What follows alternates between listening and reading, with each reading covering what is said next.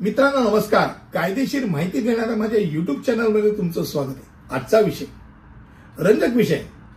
भारतामध्ये कारवरती लाल दिवा कोण लावू शकतो? पूर्वी एकेकाळी असं असायचं की अँबॅसेडरची गाडी बघितली ना की अँबॅसेडरच्या गाडीवरती नॉर्मली आम्ही लाल दिव्याची बत्ती बघायचो. अरे म्हणजे मोठं कोणतरी आलंय बाबा. आणि एवढ्या लाल बत्तीच्या गाड्या असायच्या कारण त्याच्यावरती नियंत्रण केलं जात नव्हतं. पण नंतर मात्र या बाबतीत नियमन केलं गेलेलं, कारण तो निश्चित नियमन होतच, फक्त केलं गेलेलं नव्हतं.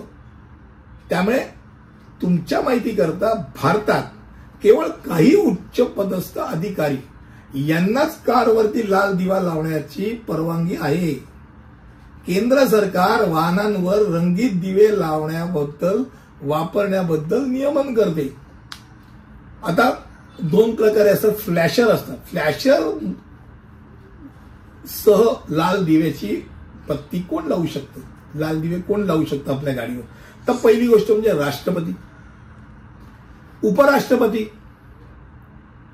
पंतप्रधान, उपपंतप्रधान, त्यानंतर भारताचे सरन्यायाधीश, त्याचबरोबर लोकसभेचे अध्यक्ष, केंद्रीय कॅबिनेट मंत्री, माजी राष्ट्रपती आणि माजी पंतप्रधान, त्यानंतर राज्यसभा आणि लोकसभा याचे विरोधी पक्षांचे नेते, त्याचबरोबर सर्वोच्च न्यायालयाचे सर्व न्यायाधीश, या सगळ्यांना फ्लॅशरसह लाल दिव्याची बत्ती आपल्या गाडीवरती लावण्याची परवानगी आहे.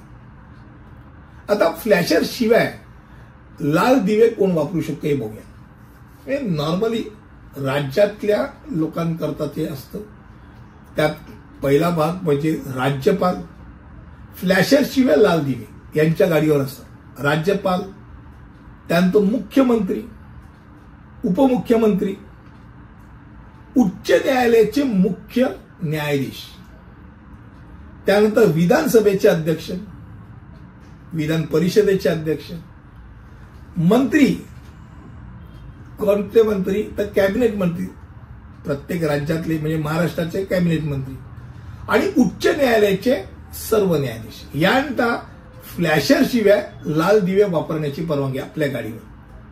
तुम्हाला आश्चर्य वाटेल, आयएएस ऑफिसरही, आयएएस अधिकारी जो असतो म्हणजे कलेक्टर म्हणा, हे सगळी जी माणसं आहेत, पोलीस कमिशनर म्हणा, यांना कमीत कमी एक किंवा जास्तीत जास्त 3 वाहने ड्रायव्हरसह दिले जातात.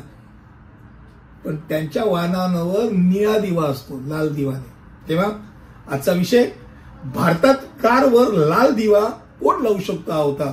मला असं वाटतं तुम्हाला तो नक्कीच लक्षात आला असेल.